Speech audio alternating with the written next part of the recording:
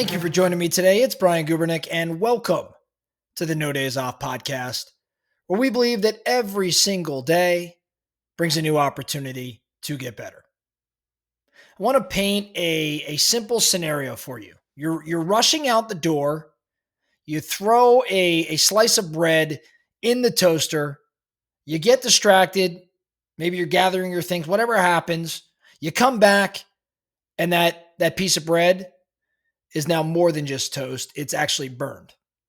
So you're now delayed, you're irritated, you're starting your day off with that low grade kind of hum of frustration. You throw another piece of bread in there, now you've toasted it, it's taken more time. That's the origin of the burnt toast theory. It's actually a modern mental model that's pretty simple, it's pretty popular, and it basically goes like this. Maybe you burned your toast for a reason. Maybe that 90-second or 120-second delay actually kept you out of a car accident. Maybe it changed your timing just enough to meet the right person. Maybe it helped you dodge a bigger problem that you'll never know existed. Now, I'm not usually a big fan of this sort of thing because on the surface, it just sounds like, to me, blind optimism. But I actually think maybe it's more than that. I think it's about training your mind to always default toward usefulness, especially in the face of frustration. After learning of this burnt toast theory, and it was at the Eric Hatch real estate that I went to in the blooming metropolis of Fargo, North Dakota. Eric, thank you for having me. But I heard about this burnt toast theory from one of the speakers that Eric had on stage. And I loved the concept, and it really got me thinking about one of my favorite mindset tools of all time. Frankly, I hadn't thought about it in a little bit, and I'm so glad it brought this back to me.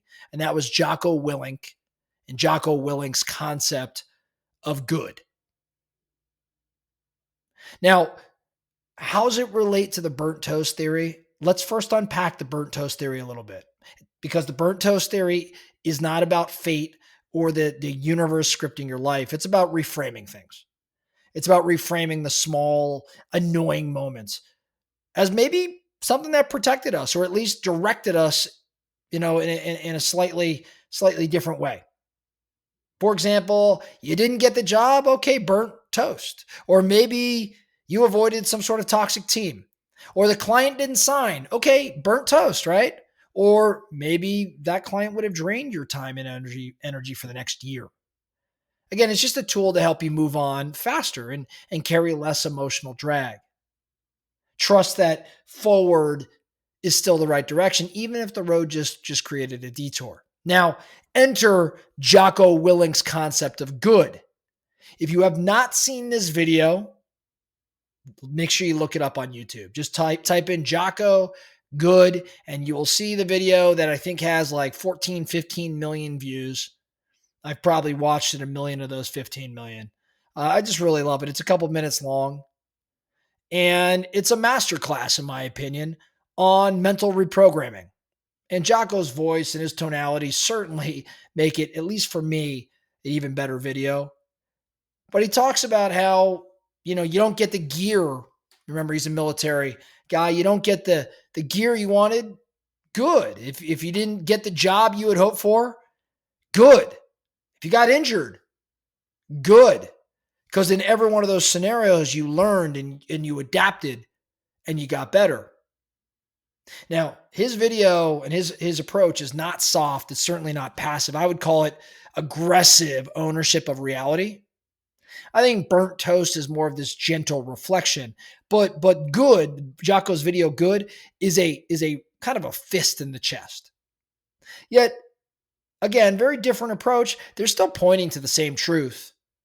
And that truth is that you don't control what happens, but you do control what you do with it. And I think we could apply this knowledge in life and in business.